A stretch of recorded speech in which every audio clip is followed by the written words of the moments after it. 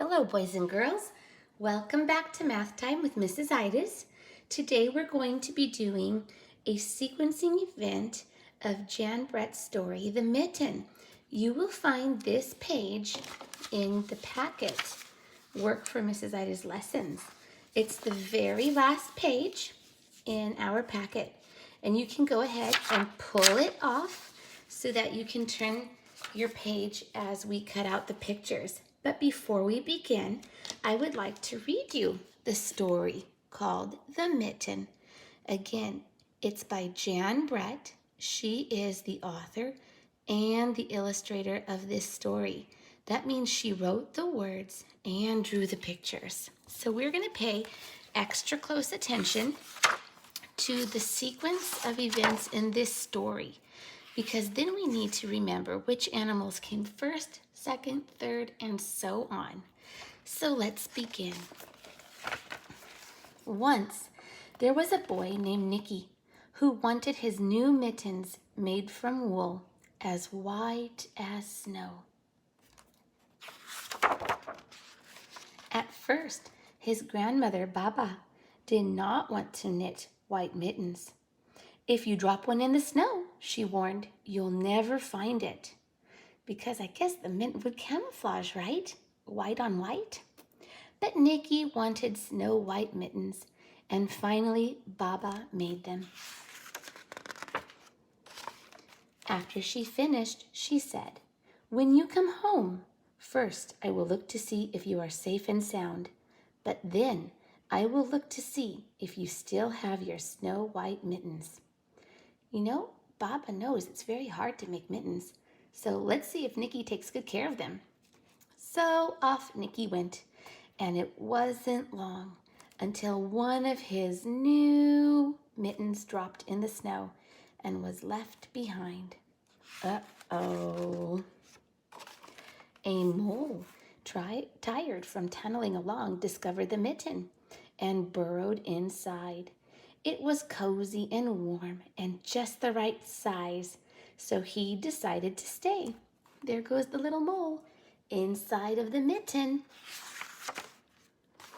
A snowshoe rabbit came hopping by. He stopped for a moment to admire his winter coat. It was then that he saw the mitten, and he wiggled in feet first. The mole didn't think there was room for both of them, but when he saw the rabbit's big kickers, he moved over. So there's the mole, and then the rabbit came. Next, a hedgehog came snuffling along. Having spent the day looking under wet leaves for things to eat, he decided to move into the mitten and warm himself. The mole and the rabbit were bumped and jostled, but not being ones to argue with someone covered with prickles, they made room. So we have the mole, the rabbit, and now the hedgehog. Mole, rabbit, hedgehog. As soon as the hedgehog disappeared into the mitten, a big owl, attracted by the commotion, swooped down. When he decided to move in also, the mole, the rabbit, and hedgehog grumbled. But when they saw the owl's big glinty talons, they quickly let him in. Oh my goodness, look how the mitten is stretching and stretching and stretching.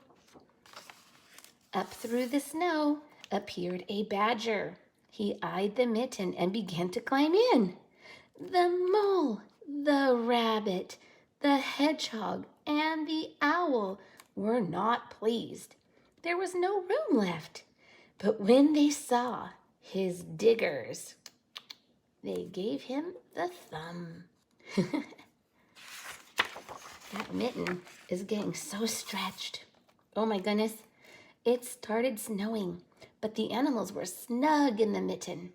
A waft of warm steam rose in the air, and a fox trotting by stopped to investigate. Just the sight of the cozy mitten made him feel drowsy. The fox poked his muzzle in.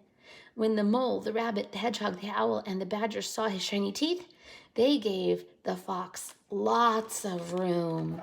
Oh my goodness, the animals are getting so squished in there. A great bear lumbered by. He spied the Mitten all plumped up. Not being one to be left out in the cold, he began to nose his way in. The animals were packed in as tightly as could be. But what animal would argue with a bear? The Mitten swelled and stretched. It was pulled and bulged to many times its size. But Baba's good knitting held fast. Along came a meadow mouse, no bigger than an acorn. She wiggled into one space left and made herself comfortable on top of the great bear's nose. Oh my goodness, how are all these animals fitting? Wow, we had the mole, we had the hare, the hedgehog, the owl, the badger, the fox, the bear, and the mouse. Oh my goodness. The bear, tickled by the mouse's whiskers, gave an enormous sneeze. Achoo! The force of the sneeze shot the Mitten up into the sky and scattered all of the animals in different directions. Oh my goodness. On his way home, Nicky saw a white shape in the distance. It was his lost Mitten, silhouetted against the blue sky. There it goes, it's flying off from that big sneeze. As he ran to catch his snow-white Mitten, he saw Baba's face in the window. First, she looked to see if he was safe and sound, and then she saw that he still had his new mittens.